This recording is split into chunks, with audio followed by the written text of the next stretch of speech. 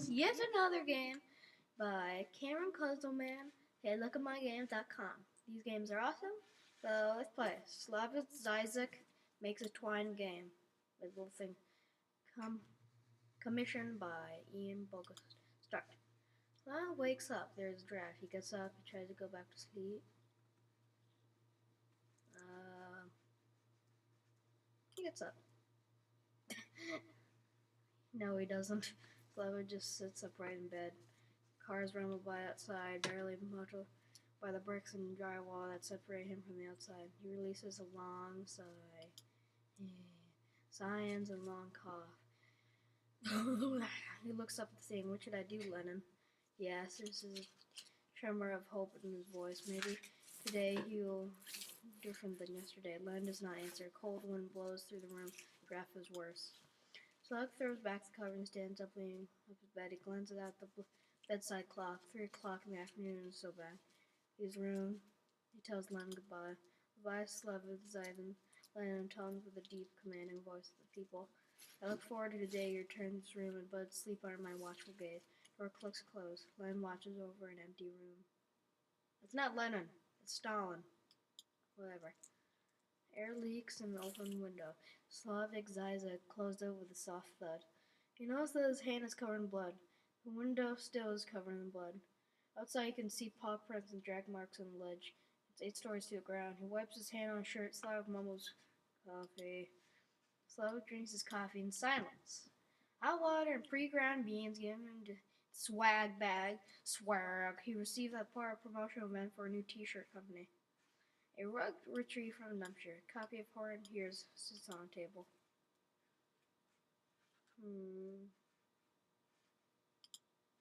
Classic honor of storytelling, he says out loud. Sips his coffee. Luck drinks his coffee in silence. Hot water and pre-ground beans given him a swag bag. Swag! You received part of promotion. You said that. Rug. Slav was also joined when he pulled the rug out of the dumpster. It was plainly obvious that the ethical thing to do was take this rug home, to rescue it, to evoke it in the face of the force of capitalism, he said. It was a joke, but Fred just nodded, and graduate students who had been following them nodded. One took out her cell phone and snapped a picture of the row of notebooks. Spoke at length, holding the orange monstrosity that was covered in what looked like cat vomit. At the end of the day, it was hung. The floor of the kitchen, smelling horrible. Coffee. T-shirt. Company had asked him for a blurb for this new collection. He wrote, "This teacher is my magnum opus," on the back of my conference schedule, and handed it to the bearded youth who wouldn't stop talking to him. He returns to his coffee. Slavoj just drinks his coffee. Oh, telephone ring now. Hello, Slavoj Źiźek says the answer is the telephone. He hums and ahs and snorts a few times. The person is stern with him. You can't quite hear it. It seems very private. He waves you away when you try to get closer. Eventually the voice stops. Damn politics, he says, and then puts on the phone. He walks into his study. Study room has no windows. There are bookshelves lining all the wall. They contain Slavoj Źiźek books in many languages.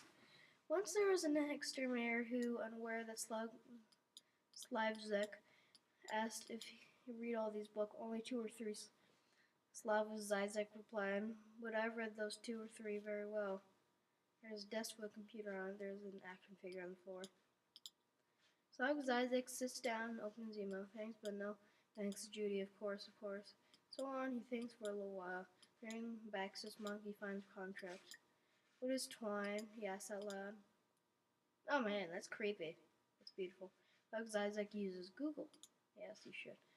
Installs twine. He opens file. He says file. He cannot find it again. A new file. It's 10 o'clock at night. Slavoj cannot understand variables. Dorothy stands up. The front door to his apartment sticks, but he pulls hard and flies it open. He walks across the hall, knocks on the door fiercely. A small man peeks out. "Leonard, I need you." Slavoj Źiźek yells at the man. "We have to be quick. Hurry, back to my apartment." Leonard. Leonard has never heard of Slavoj Źiźek. The man who answered the door is not named Leonard. He's committed a crime that no one knows about. Not fully understanding the implicated crime, but that doesn't stop him from booking a plane ticket under 3 separate aliases in order to make sure that he won't be apprehended. There had been too much turbulence on the way home, and he was sure he had been caught. That they were doing it, that he was going to be paying exactly that he deserved. When Slavoj Źiźek forced him into his apartment, he thought there might be trouble. Hello, sir. Sit down, Slavoj said. Leonard, you see these boxes? Do you understand the boxes? Do you understand? It was more of an asphalt, right? Piers, Leonard, you understand them? He smiles. Big other Leonard, how beautiful it is. Do you understand what I am? Wait, let me explain. My publisher calls me and she says, Slavoj, we need to start becoming more technological, more willing to communicate with the youth. After all, we are selling books. So I ask her what this means, and I tell her that it's easier for me to imagine the apocalypse than for me to imagine sitting down on a computer and making something. He breathes. So he says there's something called twine, and that it's easy to use. I said, why? She said, what do you mean? I said, we need to think, not act. And she said that it was making a game. What did I think of that? He breathes. I asked her what toilet is big enough to flush these video games down. And also I asked if it's anything like Call of Duty, and she disappointed me. So I need you, Larry, to help me with the program. Make a while I explain my thoughts to you and forth. Runs across the room. Picks up the puppet in the dwarf, or the living in the end times, or the fragile absolute. Make it into a game, he said to Leonard. Postmodern deconstruction would probably reject such a direct reference to the real of the logic of the capitalist, to its essential as not taking into account the radical openness and currency of struggle for hegemony, or whatever. So what do we mean by it? Take the example of Sahara, of course. The end of Upper Third was not directly conditioned by the objective logic of the capital, by capital's universalism, which tends to subvert and transgress all national boundaries. He looks up. Yay! Larry's gone. He had crept out while Slavoj was reading, curses under his breath. Sits down and tries to make it work. He lays the books down in front of him, holds their corners, copies from them. He adds the chorus and he replaces the names of older films, which newer films, so the audience will understand. He looks for help. Slavoj reads a twine tutorial, reads another. He mumbles to himself. With the F is a port time. He makes a note to advance a Hegelian theory of the crystal laser goddess. He hacks something together. I'm beautiful. Slavoj clicks send. Somewhere behind him in the dark of the apartment, something makes the Mac client email sent noise was blind. Zoop! Slavoj Źiźek owns a window machine. Turns around. Oh, you. Yes, me. This is the way it always goes, doesn't it? Every time so far, there's always a chance.